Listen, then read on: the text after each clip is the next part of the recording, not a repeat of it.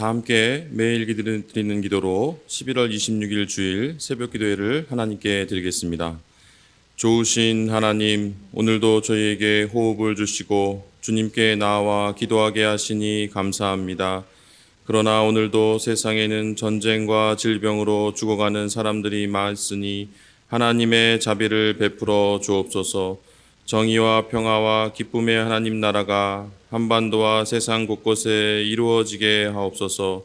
복음 통일을 이루어 주시고 영락교회를 붙들어 주옵소서.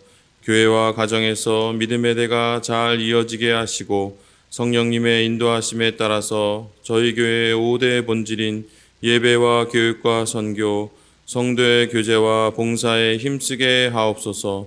모든 교육자들이 성령님으로 충만하게 하시고 모든 성도들이 하나님의 말씀을 따라 행진하여 가게 하옵소서. 예수님의 이름으로 기도드립니다. 아멘. 찬송가 249장입니다.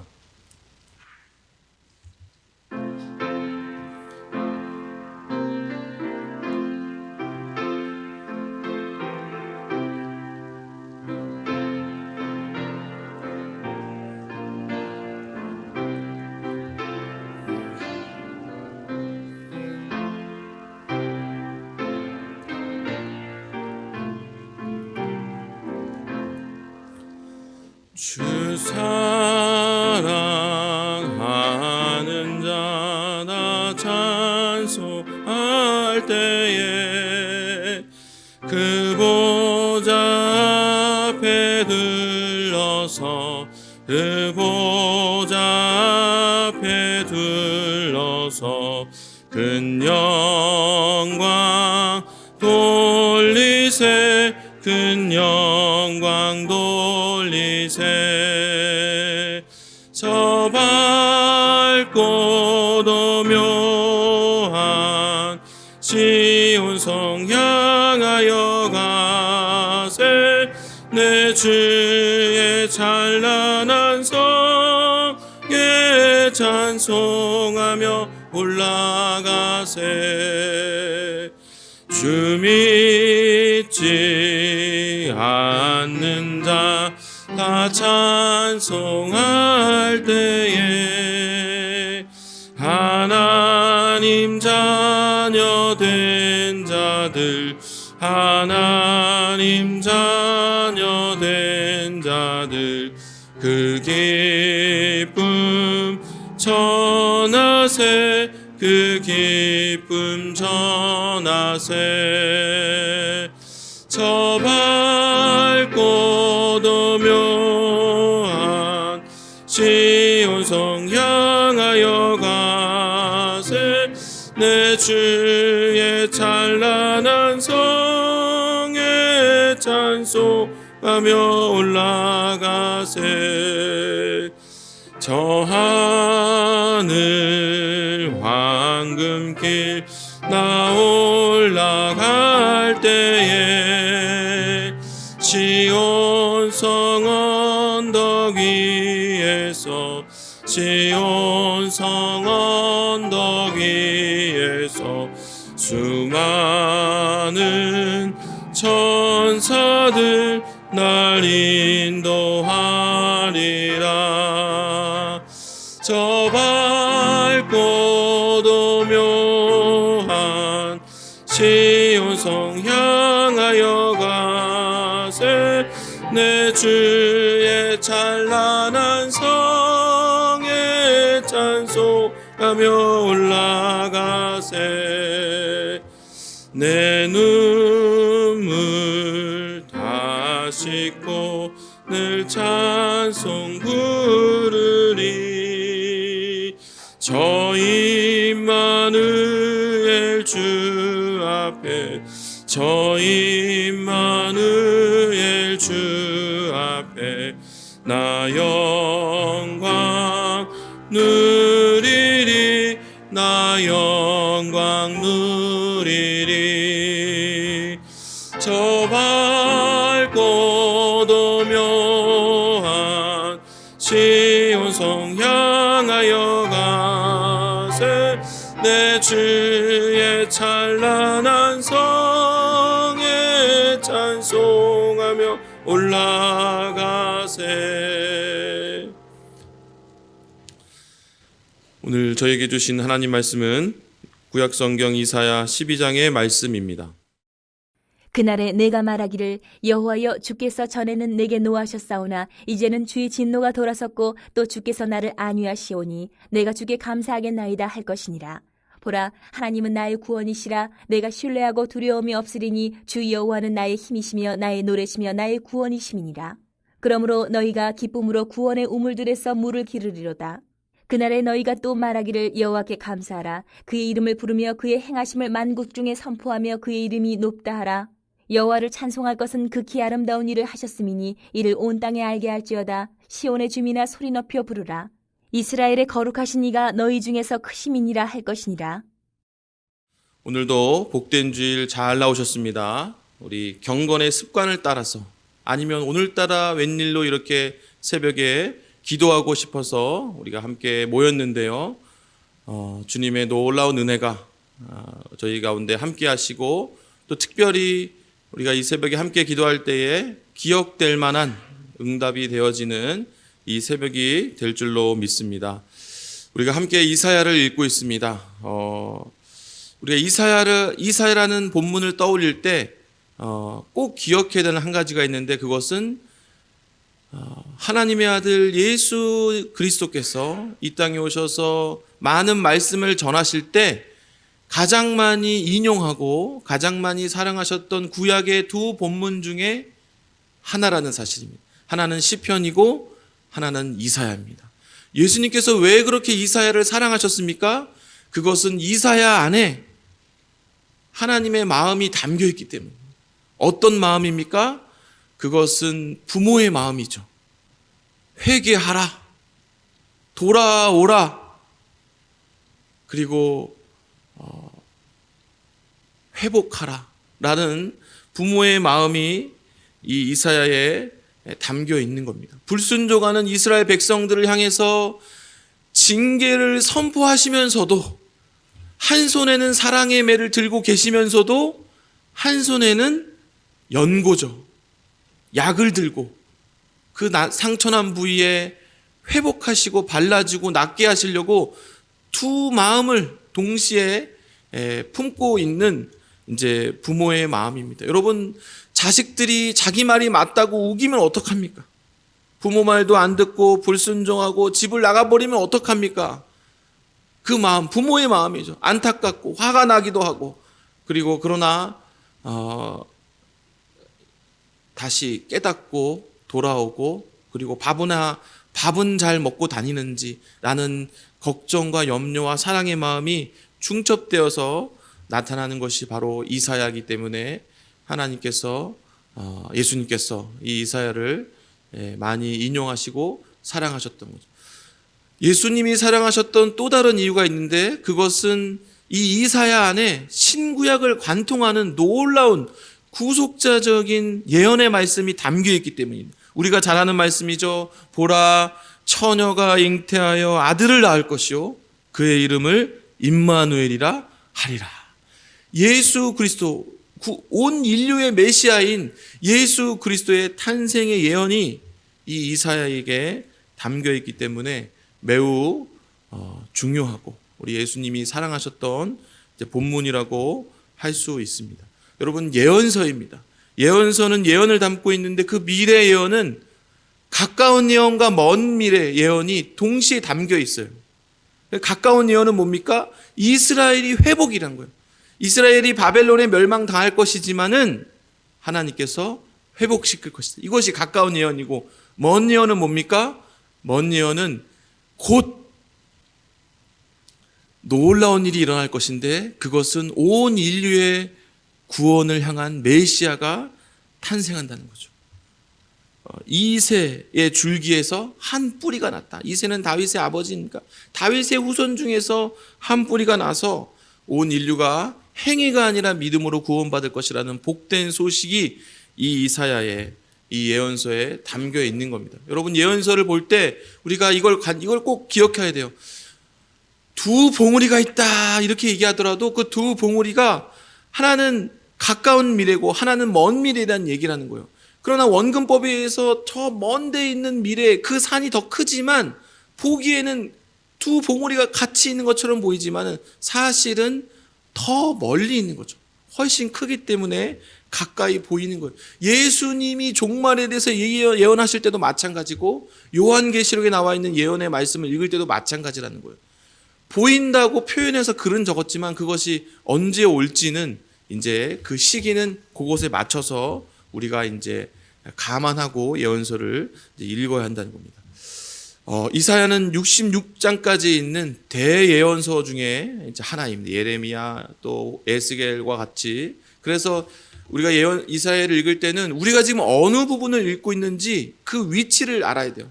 여러분, 이사야는 크게 두 부분으로 나눌 수 있어요. 1장부터 39장까지 전반부, 40장부터 66장까지 후반부인데 전반부 1장부터 39장까지 전반부는 또 5가지 부분으로 나눌 수 있는데 그 중에 5가지 부분의 맨 앞부분이 1장부터 12장까지예요.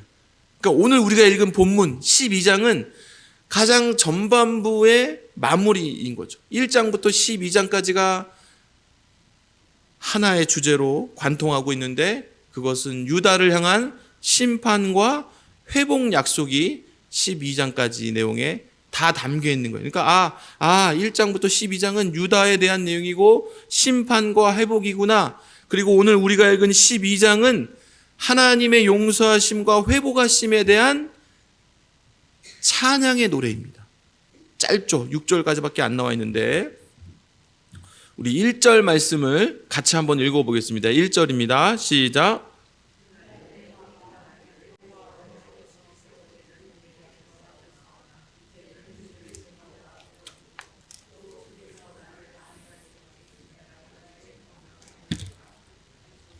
네, 1절. 그날에 내가 말하기를. 여기서 이 그날이 중요합니다. 그날은 어떤 날입니까? 이 그날은 회복의 날이라는 거예요.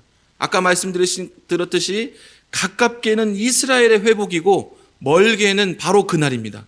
온 인류에게 구원의 메시지가 선포된 예수 그리스도의 날인 거죠. 12장 전체가 찬양의 노래이기 때문에 직전에 어떤 내용으로 11장이 마무리가 되었는지 우리가 확인할 필요가 있는데 11장의 하반부를 보면 남은 자 사상의 이야기가 나와요. 하나님께서 다 심판하시되 다 멸망시키지 않고 남겨놓으신다는 거예요. 다른 표현으로는 구루터기 신앙이라고 그래요. 구루터기 사상. 나무가 베이더라도 구루터기가 남아서 그 구루터기로부터 생명력이 남아서 다시 시작할 수 있다. 그러니까 하나님의 심판에는 하나님은 심판조차도 그 안에 사랑이 남아있어요. 하나님. 놀라운. 화를 내시는데 그 안에 사랑이 남아있어요. 그것이 구루터기고 남은 자 사상이라는 거예요. 하나님의 이 남은 자 사상 개념은 오늘날 한국교회에 희망을 주는 거예요. 여러분, 한국교회가 위기다, 다음 세대가 위기다 말을 많이 하지만 믿음의 눈으로 바라보면 남은 자들이 있습니다. 남은 자들이 있어요.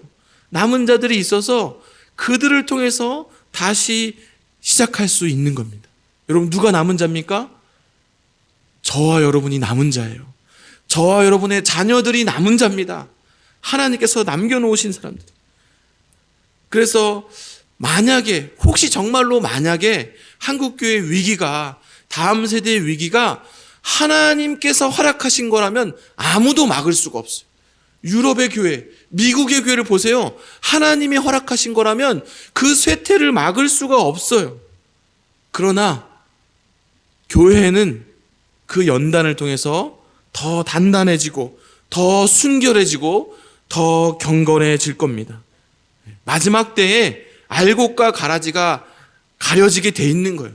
그리고 그 연단을 지나고 이 남은 자들을 통해서 회복하심이 있는 겁니다. 그렇게 복음의 역사가 계속 이어지고 한국교회 유산을 이어가게 될 것입니다. 우리 그런 감격과 기대를 가지고 우리 1절 말씀을 다시 한번 우리 한 목소리로 함께 읽겠습니다.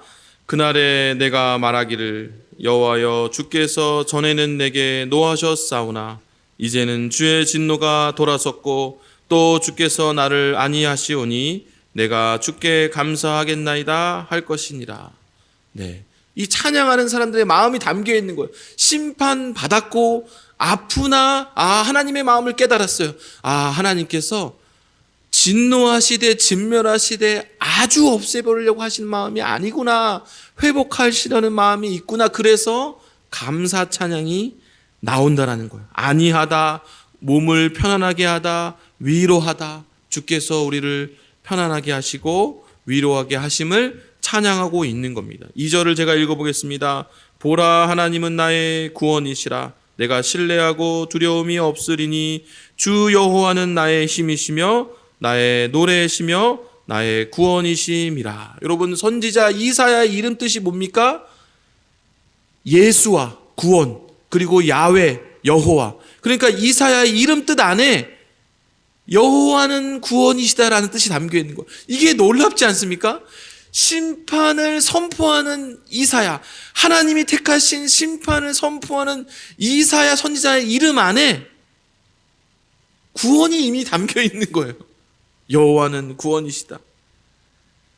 얼마나 하나님께서 이스라엘 백성들을 사랑하시는지, 한 번 택하신 그 영혼을 결코 포기하지 않고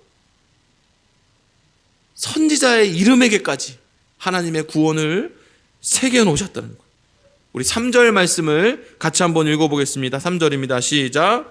그러므로 너희가 기쁨으로 구원의 우물들에서 물을 기르리로다.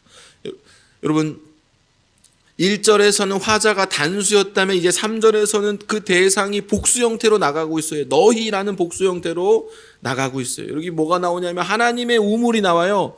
여러분, 하나님의 우물이 있다면 하나님의 우물은 결코 마르지 않는 그 우물입니다. 그 우물은 그 안에 구원이 가득합니다. 저도 먹고 여러분들도 먹고 하나님이 예비하신 영혼들도 다 먹고, 놀라운 구원잔치가 이 구원의 우물들 안에서 이루어지는 거예요. 잘난 사람, 못난 사람, 가진 사람, 못 가진 사람, 많이 배운 사람, 덜 배운 사람, 구별 없이, 차별 없이 모든 영혼의 갈증을 채워줄 수 있는 하나님의 놀라운 구원의 우물입니다. 바라옵기는 이 새벽에 우리가 함께 기도하기 위해서 모였는데요, 특별히 우리가 무엇을 봤습니까? 구원의 우물이 있구나. 하나님께 마르지 않는 구원의 우물들이 있구나. 이 새벽에 우리가 이 말씀을 함께 묵상하였는데요, 특별히 하나님께 저에게 주신 그 영혼 구원의 이름들을 놓고 함께 기도하기를 원합니다. 하나님으로만 채울 수 있는 그 영혼의 갈증들이 있는데, 내게 맡겨주신 그 영혼들이 다른 데서 그 갈증을 해결하려고 찾지 말고 하나님의 구원의 우물들을 통해서 그 영혼의 필요들을 체험받을 수 있도록, 구원의 감격에 동참하도록 주께서 특별히 응답해 주시는 이 새벽이 될 줄로 믿습니다. 아무 때나 요단강에 가서 몸을 씻는다고 문둥병이 낫는 게 아니에요. 씻으라고 할 때 씻어야 문둥병이 낫는 겁니다. 우리 몇 사람 안 모였지만 이 새벽에 영상으로도 마찬가지고 우리가 함께 이사야 12장을 우리가 읽었고 3절을 통해서 구원의 우물들을 발견하였기 때문에 우리의 오랜 기도가, 영혼 구원을 향한 오랜 기도가 응답되는 바로 그날이 오늘 새벽이 될 줄로 믿습니다. 특별히 기도하실 때에 이름을 불러가면서 뜨겁게 기도합시다. 놀라운 일들을 경험하게 되실 겁니다. 우리 4절을 제가 읽어보겠습니다. 그날에 너희가 또 말하기를 여호와께 감사하라. 그의 이름을 부르며 그의 행하심을 만국 중에 선포하며 그의 이름을 높다 하라.